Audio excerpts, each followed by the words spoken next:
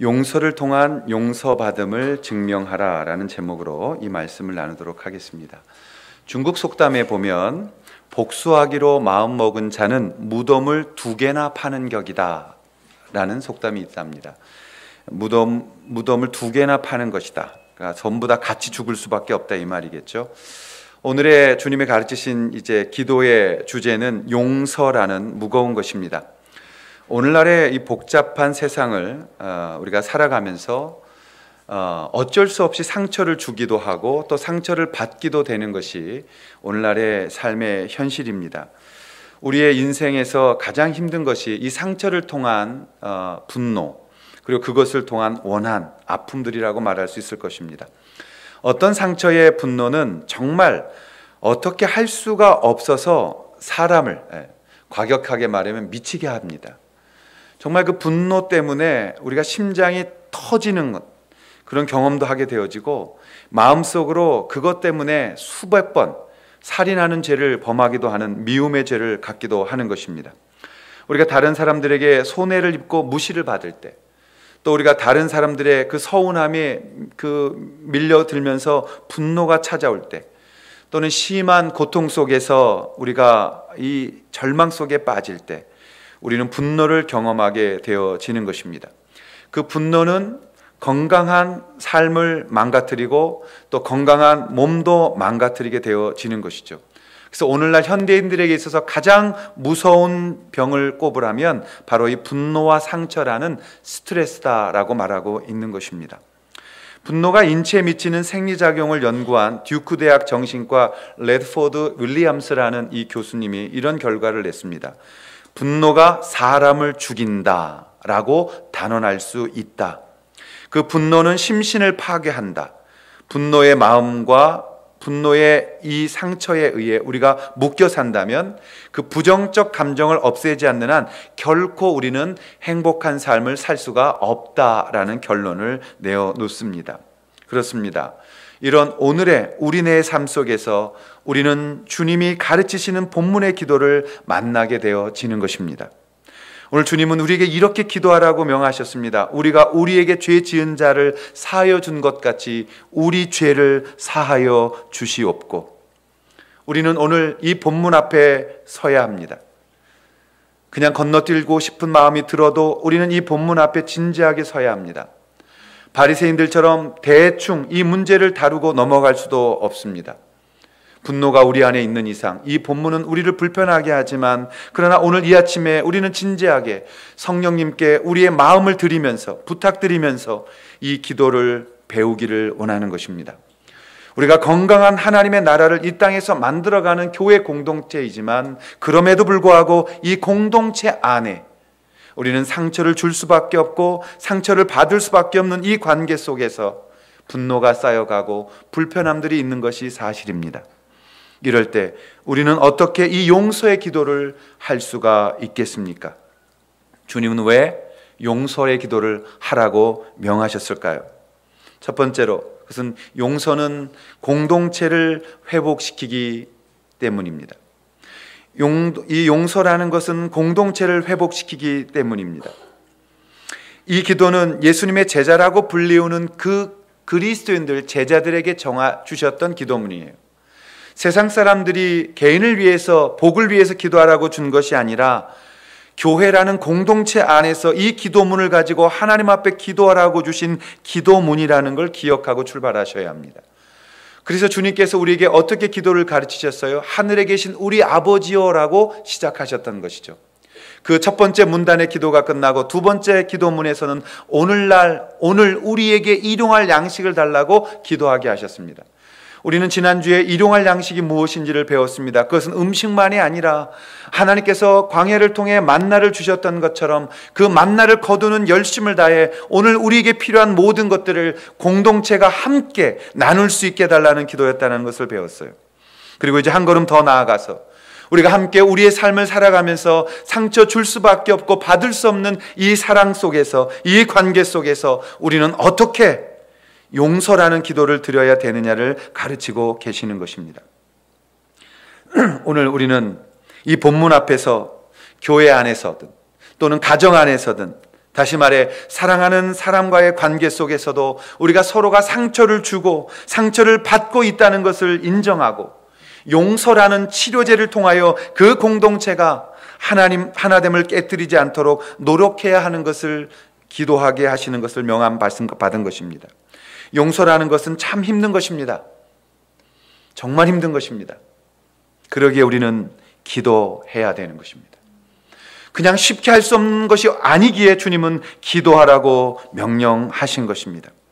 우리 신앙생활하면서 누군가를 용서하지 못한 미움과 원망을 마음속에 담아두고 이 증오와 후회와 고통 속에 말라 죽게 되어진다면, 이 마음의 상처의 분노가 해결되지 않으면 우리의 인생은 마치 자동차를 타고서 사이드 브레이크를 끝까지 올려 당겨놓고 그냥 앞으로 나아가기 위해서 엑셀레이터를 밟아버리는 그러한 모습과 동일하게 되어지는 것입니다.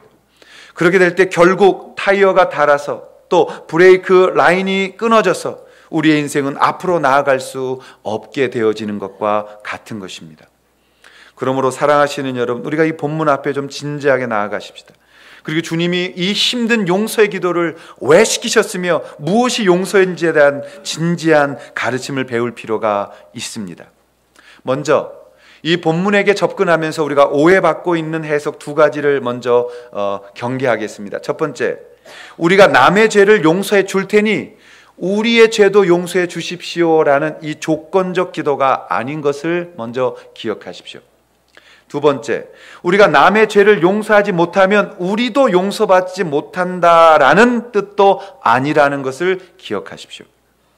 그렇다면 본문에서 이 용서라는 것은 어떤 의미냐라는 것입니다. 먼저 우리에게 죄 지은이라는 죄의 문제를 우리가 좀 살펴볼 필요가 있습니다. 이 죄라는 단어가 한국에서는 다 그냥 통용되어집니다. 죄 그러면. 그러나 좀 더 세밀한 언어를 갖고 있었던 히라보에서는 이 죄라는 단어를 구별하여 쓰고 있는 것을 볼 수 있어요. 첫 번째, 이 죄라는 단어를 쓸 때는 하마르티아라는 단어를 썼습니다. 이 하마르티아라는 단어는 우리의 원죄에 속하는 것이에요. 그래서 그 뜻이 의도해서 빗나갔다라는 뜻을 갖고 있는 것입니다. 다시 말하면 화살을 쏠 때 정 가운데를 향해 쐈는데 이 화살이 가운데로 가지 않고 빗나갔을 때 하마르티아라고 말했어요. 하나님이 우리를 만들어 놓으신 목적에서 우리가 빗나가 있을 때, 하나님의 창조 앞에서 우리가 빗나가 죄를 짓고 그 죄로 말미암아 우리의 삶이 이렇게 무너져 버리고 죽음 가운데 고통 속에 있는 그것들을 표현할 때 죄라는 것은 하마르티아라는 단어를 쓰는 겁니다. 근데 오늘 본문에 보면 하마르티아라는 단어를 쓰지 않고 오페이레마라는 단어를 썼다는 거예요. 이 죄라는 오페이레마의 뜻은 무엇이냐면 부채들, 빚진 걸 말하는 거예요. 다른 사람이 나에게 빚졌을 때 그 빚을 죄라는 오페이레마로 번역한 것입니다. 그러니까 엄격하게 말하면 굉장히 다른 뜻이에요. 우리에게 채무를 진 사람들, 나에게 빚이 있는 사람들, 그것을 죄라고 번역했다는 거죠. 그리고 용서한 것 같이라는 이 단어는 헤메이스아 메카멘이란 뜻입니다. 이 헤메이스아 페카멘이란 뜻은 우리가 그들의 부채, 그들의 빚을 탕감해 주도록 이란 뜻이에요. 그러면 다시 이 구절은 재해석되어져야 될 필요가 있는 것입니다. 우리는 죄로 말미암아 공동체 안에서 서로의 관계에 대한 죄를 가리키고 있는 것으로 이해하지만 좀 더 깊은 뜻을 따라간다면 공동체 안에서 다른 사람이 나에게 잘못했을 때 그 잘못에 빚진 것을 탕감이라고, 그 죄를 내가 용서한다라는 뜻으로 이 본문의 말씀은 풀어져야 되는 것입니다. 그것이 돈이든 아니면 말의 실수든 아니면 행동의 실수든지 간에 이 죄를 씻어준다는 것은 이 하마르티아라는 원죄를 말하는 것이 아니라 오페이레마라는 우리에게 빚진 것, 우리에게 잘못한 것에 대한 죄를 용서해 주는 것으로 이 말씀은 말씀하고 있는 것입니다. 그러므로 이 기도를 정확히 풀어보면, 하나님, 우리의 오페이레마, 부채를 십자가에서 예수님의 피로 엄청난 값을 치르시고 탕감해 주셨던 것처럼 우리도 다른 사람의 이 죄, 오페이레마, 나에게 붙여진 그 빚을 내가 탕감해 줌으로써 내가 하나님에게 은혜를 어마어마하게 받은 사람인 것을 증명하게 하여 주옵소서라고 말하는 것입니다. 우리가 하나님의 사랑을 받은 자들을 용서해 줌으로써 어마어마한 사랑받은 자임을 증명할 수 있어야 된다. 그것을 위해 기도하라는 뜻이라는 것이에요. 이걸 좀 더 정확하게 표현하고 있는 구절이 마태복음 18장 23절부터 35절의 이 1만 달란트 빚진 자의 비유입니다.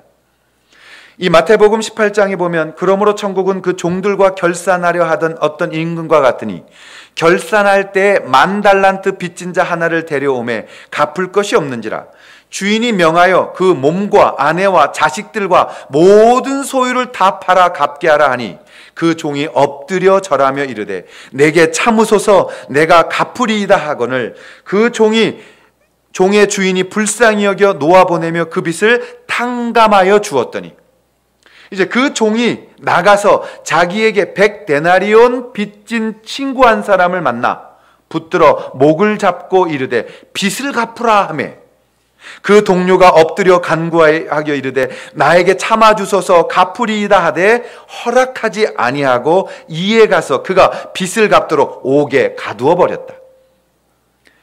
그 동료들이 그것을 보고 몹시 딱하게 여겨 주인에게 가서 그 일을 다 알리니 이에 그 주인이 그를 불러다가 말하되 악한 종아 내가 빌기에 내가 너의 빚을 전부 탕감하여 주었거늘 내가 너를 불쌍히 여김과 같이 너도 그 동료를 불쌍히 여김이 마땅하지 아니하냐 하고 주인이 노하여 그 빚을 다 갚도록 그를 옥졸들에게 넘기니라. 35절에 너희가 각각 마음으로부터 형제를 용서하지 아니하면 나의 하늘 아버지께서도 너희에게 이와 같이 하시리라고 말씀합니다. 여러분 여기서 나오는 이 달란트라는 화폐 단위를 보십시오. 우리나라에서는 쓰지 않는 단위라 생소하지만 고대 서아시아와 그리고 그리스에서 질량과 화폐 단위로 썼던 단어가 달란트라는 단어입니다. 근데 화폐 단위로서 사용될 때 이 달란트라는 말은 금 1달란트가 물론 은으로도 쓰기도 했지만 금 1달란트의 가치를 말하는데 전문가들에 의하면 이 한 1달란트는 금 20kg에서 40kg 안에서 결정했다는 거예요. 그래서 보통 1달란트의 금이 34kg의 금을 말하는 겁니다. 34kg. 저는 또 궁금하면 찾아봐야 되잖아요. 네. 그래서 네이버를 통해서 뒤졌죠. 그랬더니 34kg면 1kg짜리 금바, 여러분들 집에 몇 개씩 갖고 계시는 이 금바로 가격을 환산하니까 보통 5,500만 원 정도 하더라고요. 그걸 곱해보면 되는 거예요. 그걸 1만 달란트로 곱하면 얼마가 나오느냐? 200조가 나옵니다. 이쪽에서 반응이 과격하게 나온 거 보니까 이제 가난한 분들이 이쪽에 많이 앉아있고 이쪽 분들은 전혀 200조가 얼마인지 상상도 못하고 있는 거예요. 제가 여러 번 쉬어봤어요. 200조. 우리나라 1년 예산의 한 45%를 차지하는 빚을 탕감받았다 이 말이에요.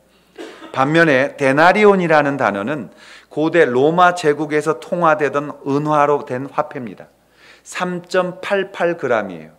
이걸 오늘날 말하면 하루 노동자의 품값이에요.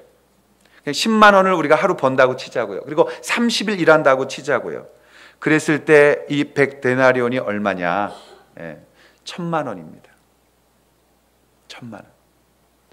200조를 탕감받은 사람이 감사하면서 가다가 1,000만 원, 1,000만 원도 큰 돈이지만 200조에 비교하면 이 1,000만 원 용서 못 해주고 목을 잡고 돈 내라고 그를 감옥에 집어넣었더니 그 주인이 대노하며 너는 200조나 탕감받고 그 1,000만 원을 못 도와줘? 이리와. 그리고 다시 감옥에 집어넣었다 이 말이에요. 오늘 주께서 말씀하신 기도는 바로 이런 뜻입니다. 너희가 예수 그리스도의 피값으로 너의 죄값을 용서받지 않았느냐? 너의 그 죄가 분홍처럼 붉고 너의 죄가 그렇게 더러워서 그 죄를 용서할 수 있는 길은 단 한 가지밖에 없었는데 바로 예수 그리스도가 이 땅에 와서 모욕을 받으며 채찍을 맞으며 십자가를 메고 올라가 창으로 허리상에 물과 피를 다 쏟으며 피투성이가 되어 그 십자가에서 죽어 그 피값으로 너희를 탕감한 것이 아니냐. 그런데 너는 네 친구와 네 사랑하는 형제라고 불렸던 그 공동체 안에서의 한 사람의 실수를 붙들고 그것을 갚으라고 목을 졸라댈 때 내가 어찌 너가 200조라는 어마어마한 돈을 탕감받은 사람이므로 인정할 수 있겠느냐. 그러므로 그 형제를, 그 자매를 미워하는 그 미움이 그의 잘못 밖으로 벗어나지 않도록 하기를 기도하라는 뜻이에요. 물론 여러분, 용서함 받았다고 해서 우리가 갚아야 될 것들을 안 갚으면 안 되는 것이에요. 그게 물질적인 것이라면 다 변상을 해야 되는 것이고, 피해를 입혔다면 보상을 해야 되는 것이고, 그래야 진정한 용서가 이루어질 것입니다. 그럼에도 불구하고 오늘 우리가 피해자로서 주님 앞에 어떻게 기도하라고 명하십니까? 우리가 이 어마어마한 은혜를 받아 거저 용서함 받았던 것처럼 저 형제를, 저 자매를 거저 용서해 주므로 너가 이 엄청난 은혜를 받은 사람의 그 감격으로 살아갈 수 있기를 바란다라고 말씀하시는 거죠. 저는 우리가 늘 십자가 앞에서 우리를 바라볼 수 있어야 한다고 믿습니다. 우리가 그 십자가의 은혜를 놓치는 순간 우리는 여전히 불평하게 되고, 우리는 여전히 사람들을 판단하게 되고, 여전히 용서의 감사보다는 저주와 수군거림과 그 사람을 정죄 가운데 빠지게 하는 세상 사람들과 다를 것이 없는 그 인생 속에서 하나님의 것을 즐기지 못하게 되어집니다. 그럼 우리 기독교는 너무 하지 말라는 쪽에 초점을 맞춰온 것 같아요. 저는 이렇게 말씀드리고 싶어요. 여러분, 창세기에 하나님이 모든 천지 만물을 만드시고 하지 말라는 건 몇 개였어요? 딱 하나였어요. 중앙에 있는 실과 먹지 마. 나머지는 뭐였어요? 다 하라는 거였어요. 우리 그리스도인들이 하나님의 것을 즐거워하고 하나님을 기뻐하면 우리가 용서하지 못하고 있는 그 어떠한 사건을 용서하지 못하지 않을 수가 없는 거예요. 용서할 수 있는 거예요. 우리가 하나님의 것을 받은, 그 은혜를 받은 천국 백성임을 기억하고 하나님 앞에서 이 은혜로 서게 되어진다면 우리는 우리에게 실수하고 잘못하고 우리에게 피해를 끼친 그 사람의 마음을 용서하며 그를 끌어안아 줌으로써 하나님의 자녀이며 공동체가 깨어지지 않도록 지켜나갈 수 있다라는 것입니다. 일용할 양식이 우리의 육에 또 우리의 필요들을 채우는 일상적인 하나님의 양식이었고, 우리의 오늘 말씀하시는 이 용서는 천국에서 이루어져야 될 양식이라고 믿기 때문입니다. 골로새서 3장 13절에 누가 누구에게 불만이 있거든 서로 용납하여 피차 용서하되 주께서 너희를 용서하신 것 같이 너희도 그리하라고 말씀하고 있습니다. 그러므로 만일 우리가 일상생활에서 화해하지 않고 다투면서 이 기도를 드린다면 오늘 우린 이렇게 기도하는 것입니다. 하나님 아버지, 우리도 용서하지 말아 주십시오. 내가 저 사람을 용서하지 못하는 것처럼 나도 용서하지 말아 주십시오. 이 무서운 기도를 우리가 하고 있는 것이에요. 이 용서는 얼마나 중요한지 예수님은 이 사실 때문에 용서에 대하여 2번 가르치신 것입니다. 이 주님이 가르치신 기도문이 끝나고 14절과 15절에 보시면 다시 주님이 강조하세요. 너희가 사람의 잘못을 용서하면 너희 하늘 아버지께서 너희 잘못을 용서하시려니와 너희가 사람의 잘못을 용서하지 아니하면 너희 아버지께서도 너희의 잘못을 용서하지 아니하시리라. 하나님의 십자가 용서만이 이 마귀, 우리를 갈라놓으려고 하고 공동체를 깨려고 하는 그 마귀의 디아볼로스, 우리를 갈라놓게 하려는 그 괴계를 이길 수 있다고 주님이 말씀하는 거예요. 용서만이 우리를 새롭게 시작할 수 있다고, 용서만이 우리를 회복시킬 수 있다고, 용서만이 관계를 복원할 수 있다고, 용서만이 우리의 병든 마음과 병든 몸과 정죄된 사람을 살려낼 수 있다고 용서하라는 것입니다. 20년간 용서를 연구했던 위스콘신 대학 심리학과 교수 로버트 앤 라이트는 이런 말을 했어요. 자기가 보니까 우울증에 시달린 사람, 이혼 위기에 처한 사람, 암 환자, 심장 질환자, 다양한 이들을 대상으로 연구한 결과 용서를 실천한 사람들이 우울증에서 벗어나고 병세가 호전되고 마음의 평화를 얻는 극적인 변화를 보였다는 것입니다. 여러분, 신약성경 읽다 보면 한 장을 빨리 읽는 장이 있어요. 한 장, 빌레몬서가 한 장밖에 없어요. 그래서 이 빌레몬서는 한 장이 되어졌는데, 빌레몬서라는 것은 무엇입니까? 바울이라는 사도가 빌레몬이라는 사람에게 보낸 편지, 서신이 빌레몬서입니다. 왜 편지를 보냈냐면 그 내용은 이렇습니다. 이 빌레몬은 골로새에 살고 있었는데 그 빌레몬 집에 노예가 있었습니다. 그 노예의 이름은 오네시모라는 사람입니다. 오씨였습니다. 옛날에 하용조 목사님이 하나님은 하씨였다고 그러셨어요. 하나님. 그래서 제가 아니요, 조씨입니다. 조, 물주 이러고 말씀드린 적이 있습니다. 이름 외우기 쉬우라고. 성은 오요, 이름은 네시모라는 이었어요. 이 오네시모가 빌레몬의 종이었는데 어느 날 그걸 견디지 못하고 주인의 돈을 훔쳐서 도망을 칩니다. 이 당시에 만약에 주인 집에서 도망을 치면 사형인데, 돈을 훔치고 도망을 치면 어떠한 극형을 다루어도 절대 위법이 아니었어요. 그런데 어떻게 하다가 이 오네시모가 그만 로마 감옥에서 잡혀와 바울을 만나게 되었습니다. 감옥에 갇혀있던 이 바울을 만나면서 오네시모는 전도를 받아 예수님의 사람이 되어져요. 그리고 하나님의 사람으로 훈련되어지고 그 감옥 안에서 복음을 전하며 바울을 수종들고 바울과 동역하는 친구요, 제자요, 자녀가 되어졌던 것입니다. 그런데 이 바울이 그 훈련돼서 아름답게 그 신앙을 칭찬하고 동역자라고 했던 그 오네시모에게 도전을 합니다. 너 가서 주인에게 용서받고 와야 돼. 이대로 살면 안 돼. 여러분, 오네시모가 갈등했을 거예요. 갔는데 죽이면 어떡할 거예요? 용서 안 하면 어떡할 거예요? 고민했을 거예요. 그러자 바울은 편지를 쓰는 거예요. 그게 빌레몬서입니다. 그 편지를 읽어보면 구구절절 그 빌레몬의 모든 부분들을 칭찬하면서 이렇게 구합니다. 빌레몬, 오네시모 용서하면 안 될까? 오네시모는 나의 좋은 친구가 되어졌어. 좋은 그리스도의 제자가 되어졌어. 그는 나의 형제며 동역자야. 그가 주님 나라에 아주 유익한 사람이 되어졌어. 만약에 오네시모가 돈을 훔쳐 나왔다면 내가 그걸 나중에 가서 변상할 테니까, 내가 갚을 테니 오네시모를 용서해 주면 안 될까? 빌레몬 부탁이야. 빌레몬 부탁이야. 오네시모는 이 편지를 들고 빌레몬에게 갑니다. 빌레몬이 어땠을까요? 다시 빌레몬의 입장이 되어집니다. 괘씸하기 짝이 없고 아무리 사도가 얘기했을지라도 내 원한 대로 이 오네시모를 죽일 수도 있었을 겁니다. 그런데 이 빌레몬은 바울 사도의 이 사랑의 용서를 받아들였어요. 그리고 결국 오네시모는 그 주인에게 용서를 받고 믿음의 교회의 지도자로서 하나님 앞에 사역하기 시작합니다.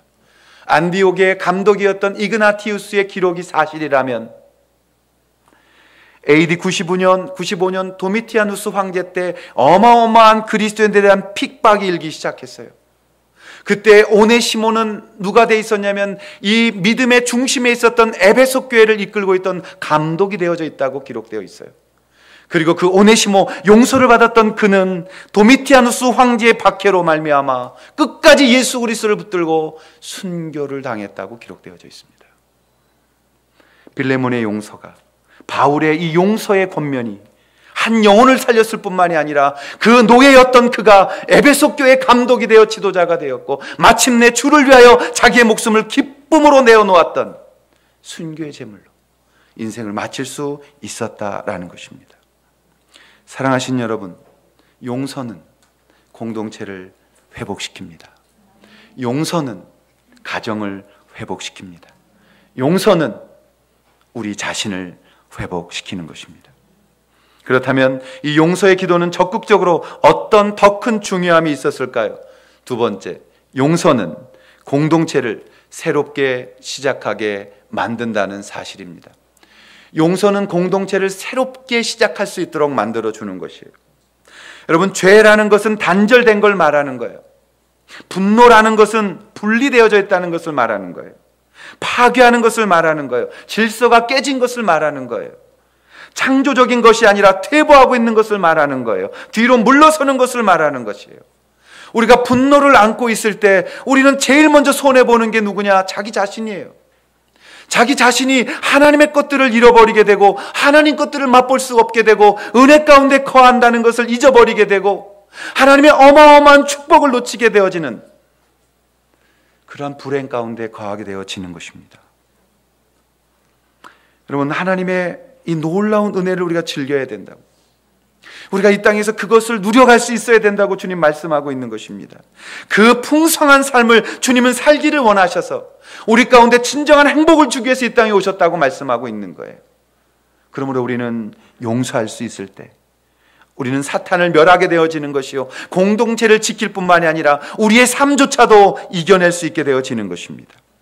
그런데 우리가 이 죄를 통하여 서로에게 상처를 남기면 우리는 언제나 분노를 갖게 되어지고, 상처 속에 분노와 복수 그리고 파멸로 이끌어가는 사탄이 원하는 쪽으로 교회가 파괴되어져 갈 수밖에 없다는 거죠. 이 관계를 티모시 워너라는 이 박사가 도식을 만들었어요.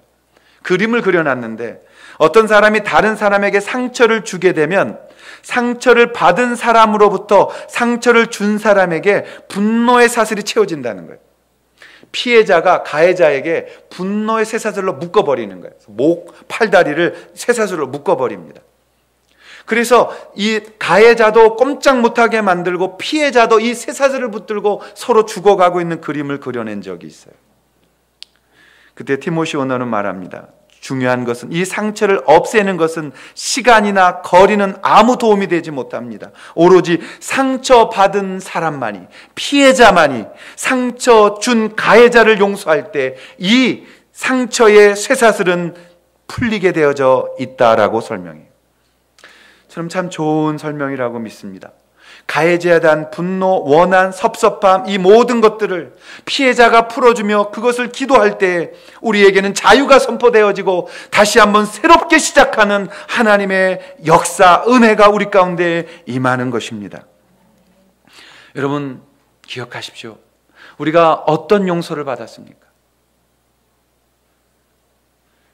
묵상하셔야 돼요. 우리가 십자가 앞에서 어떻게 죄의 용서함을 받았는지를 묵상해야 돼요. 그럼 다른 사람에게 절대 욕할 수 없어요. 제가 구원받을 때 받았던 말씀이 로마서 5장 8절의 말씀이에요. 우리가 죄인 되었을 때. 근데 로마서 5장 6절에는 우리가 연약할 때, 로마서 5장 8절에는 우리가 죄인 되었을 때, 로마서 5장 10절에는 우리가 원수 되었을 때, 주께서 우리를 어떻게 사랑하셨는지를 너무 적나라하게, 리얼하게 기록하고 있어요. 우리가 원수 되었을 때 그분이 나를 위해 대신 죽으심으로 우리가 용서받았다. 제가 예수님 믿을 때 이 말씀 붙들고 얼마나 오래 울었는지 몰라요. 몇 시간을 운 게 아니에요. 몇 년을 주님 앞에서, 주님 왜 나 때문에 돌아가셨습니까? 인류를 위해 죽으셨다는 것은 내가 용납할 수 있고 믿을 수 있지만, 하나님 그분이 나를 위해서, 나 개인을 위해서 죽으셨다고 하는 그 말씀 앞에 아무 말도 할 수가 없었어요. 다시 오늘 이 말씀 앞에 가서 우리가 서게 되는 것입니다. 여러분 때문에 죽으신 거예요. 인류를 위해 죽은 것이지만 여러분 개인을 위해서 십자가에 죽으신 거예요. 여러분의 그 주홍 같은 붉은 죄악과 어디서도 용서받을 수 없던 그 죄악을 나 때문에 예수님이 십자가에 지고 죽으셨다면, 오늘 우리는 용기를 내서 나에게 실수하고 나에게 손해를 끼치고 나를 힘들게 했던 그 사람을 향해 용서의 손을 내밀 수 있게 되어지는 것입니다. 기억하십시오. 우리가 어떻게 용서받고 지금 이 어마어마한 은혜를 누리고 있는지를 말입니다. 우리 마음속에 용서하지 못하는 마음 붙들게 되면 나는 이 어마어마한 은혜를 잃어버린 자가 되어진다는 사실을 말이죠. 은혜가 취소된다는 것이 아니라 그 은혜를 누리며 살아갈 수 없게 되어진다는 것이. 사랑하신 여러분, 용서는 감정이 아니에요. 용서는 단지 선택일 뿐입니다. 용서는 우리가 그 용서를 선택하는 순간 용기가 되어지고, 그 용기는 우리로 하여금 하나님 앞에서 새롭게 감격과 기쁨으로, 감사로 우리의 삶을 살게 만드는 힘이 되어지는 것이에요. 저는 오히려 이 용서가 더 적극적으로 격려가 되었으면 좋겠어요. 그리고 그 격려 속에서 한 영혼이 다시 일어나고, 그 격려 속에서 공동체가 날마다 더욱더 새롭게 시작되어지는 은혜를 누려갈 수 있었으면 좋겠어요. 너희는 그리스도 안에 있으면 새로운 피조물이라. 이전 것은 지나갔으니 보라 새 것이 되었도다. 왜요? 날마다 그 십자가의 은혜가 내게 임하기 때문에 그런 것입니다. 남아프리카 미개 부족이라고 불리었던 바벤바족이라는 족이 있었습니다. 제가 이 얘기를 듣고 앞에 잘 빼버렸어요. 미개라는 말을 지워버렸어요. 어느 유럽에 있는 발달한 민족보다도 훨씬 더 성숙한 그들만의 범죄 행위에 대한 방법을 갖고 있었기 때문에. 바벤바족은 한 사람이 죄를 범하면요, 정말 기발하고 멋들어진 방법으로 회복을 시키는데요. 한 사람이 잘못 저지르면 동네 한복판, 모일 수 있는 광장이라고 그러면 너무 거창하고, 동네 사람들 모이는 그곳에 다 모여서 이 죄진 사람을 가운데 이렇게 세운대요.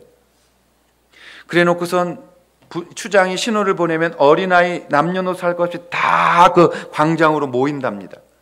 그리고 나서 그 광장에서 그들이 무엇을 하냐면 잘못한 사람을 중심에 세워놓고 그들이 돌아가면서 한마디씩 큰 소리로 외치는 거예요. 근데 그게 정죄하고 잘못한 걸 지적하는 게 아니라 그 사람의 좋았던 일, 잘했던 일, 그 사람의 그 성품, 그 사람의 선행, 그 사람의 미담들을 하나하나 열거하기 시작한답니다. 한 어른이 나와서 저 사람 말이야, 내가 힘들어할 때 나를 업어다 주었던 사람이야. 그때 내가 얼마나 감사했는지 너무너무 고마웠다고. 자신의 얘기를 한참 하고 돌아가면 또 꼬맹이가 나와서 아저씨, 그때 아저씨가 나를 도와주셨잖아요.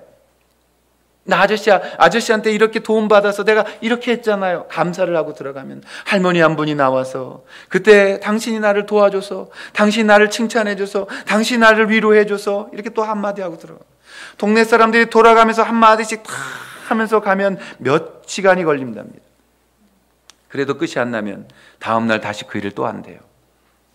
그리고 그것이 다 끝나서 더 이상 그 칭찬과 격려를 이제 그쳤을 때 그들은 놀라운 일을 한다고 그랬어요. 그들은 마치 그곳이 판사도 없고 이 검사도 없는 재판장처럼 변호사들만 다 수백 명이 모여서 그 법정과 같은 모습을 만들어낸다고 그랬어요. 죄 지은 사람을 비난하거나 욕하거나 책망하는 말은 한마디도 없고 그 사람의 좋은 것들만 가지고 그를 격려하고 그에게 힘을 북돋워 주었답니다. 이게 다 끝났을 때 그 동네는 축제가 열린대요. 음식을 준비하고 함께 춤을 추면서 이제 이 사람은 새 사람이 되었다고, 이제는 모든 것들을 씻어냈다고 그들은 함께 춤을 추고 함께 노래하고 함께 음식을 먹으며 새롭게 된 이 사람을 축복하는 축제를 누린다고 했습니다. 사랑하신 여러분, 이 정말 새 사람이 되어 이 은혜를 입은 사람은 눈물을 흘리며 다시는 이런 죄를 짓지 않겠다고 고백하고 결심하며 그 범죄에 대하여 철저하게 회개하는 그런 모습을 가졌다는 것이에요. 저는 오늘 교회가 이래야 되지 않을까 싶습니다. 오늘 적어도 바벤바족보다는 교회가 더 나아야 되지 않을까. 하나님 안에서 예수 그리스도의 피를 나눈 사람들이라면 우리는 더 이 모습보다 나아야 되지 않을까. 적어도 내가 손해를 보았을지라도, 내가 상처를 받았을지라도, 내가 아픔을 겪었을지라도 예수 그리스도는 그 아픔과 상처에 비교할 수 없는 우리의 죄를 지셨다면 우리는 그 십자가의 용서를 받은 사람들로서 또 다른 사람을 용서하고 또 다른 사람에게 격려할 수 있고 또 다른 사람을 안아줄 수 있는, 적어도 예수 그리스도를 흉내낼 줄 아는 그런 삶을 살아야 되지 않을까. 그렇습니다. 쉽지 않습니다. 쉽지 않아요. 저도 정말 제일 가장 힘들었던 때 그 영혼을 끌어안는 일에 살이 말라가는 것을 경험했기 때문에. 근데 여러분, 근데 선택하는 거예요. 내가 용서하겠다고, 내 영혼아 이제 잊을지어다. 내가 용서하고 나는 예수 그리스도의 십자가 앞으로 나아가서 감사할지어다. 그것을 선포하고 나아갈 때 정말 거짓말하지 않고 눈을 떴는데 아무 원한이 없더라고요. 몇 달간 너무 힘들어서 제가 새벽 기도마다 강대성 와서 얼마나 몸부림치며 하나님 앞에 씨름했는지 몰라요. 왜요? 저한테 그럴 수 있는 사람이 아니었거든요. 저한테 그렇게 해서는 안 되는 사람이었거든요. 그런데 그 사람이 저의 정말 속을 파내는 것 같은 고통을 줄 때 어떻게 할 수가 없더라고요. 마지막 날 제가 주님 앞에 고백해서 쟤를 죽이든지 저를 죽이세요. 저는 못 봐요. 주님 마지막 제게 하셨던 행동은 십자가를 붙들게 했던 거예요. 제가 구리에 있을 때 저희 강대상에는 김 작가님이라는 분이, 김 작가님이 만들어진 아름다운 이 도자기 십자가가 있었어요. 그 십자가에 가서 제가 그 끝을 손으로 이렇게 터치를 했어요. 너무 힘들어서 내가 십자가 지고 싶다고. 여러분, 그 십자가에 손을 대는 순간 왜 눈물이 나왔는지 모르지만 내가 이유를 알 수 없는 눈물이 이 눈에서 그냥 흘러내린 게 아니라 안경을 때리듯 터져나가는 걸 경험했어요. 그리고 그 십자가를 들고 1시간가량은 서서 울었던 것 같아요. 아직 내가 안 죽었어요, 주님. 내가 주님의 아들이라고, 주님의 일을 한다고, 목사라고 말하면서도 아직도 여전히 내 자존심과 아직도 한 사람 영혼 사랑하지 못하는 내 이 구겨진 마음을 주님 어떻게 해야 되냐. 그리고 눈을 떴을 때 해가 돋았더라고요. 그리고 눈을 떴을 때 그 사람이 전혀 밉지 않았어요. 그 이후로는 그 사람에 대한 원망도 없었고, 그 친구에 대한 어떤 미움도 없었고, 어떠한 불평도 그에게서 내가 주질 않은 거지. 여러분, 용서는 선택이에요. 여러분, 기도하고 용서하기를 선택하고 새롭게 만날 수 있다면 공동체는 새로운 위대한 일을 시작하게 될 겁니다. 성령은 분명히 위대한 일을 행해 주실 겁니다. 우리 사랑하는 만방샘 목장교회, 우리 모든 성도들이 오늘 이 기도를 붙들고 할 수 있다면 우리도 새로워질 것이며, 우리에게 힘들게 했던 그 가해자도 새로워질 것이며, 교회들이 새로워질 것이며, 가정이 새로워질 것이며, 하나님 나라가 새롭게 보이기 시작할 겁니다. 기도하겠습니다. 하나님 아버지, 우리가 용서를 결단하는 순간 이 모든 것들은 풀어지는 것입니다. 이제는 그 용서를 통해 모든 걸 풀고 정말 주님의 것으로 기뻐하며 감사하며 우리가 회복되어지고 주께 영광 돌리는 삶이 되도록 인도하여 주시기를 성부와 성자와 성령의 이름으로 간절히 축원하옵나이다. 아멘.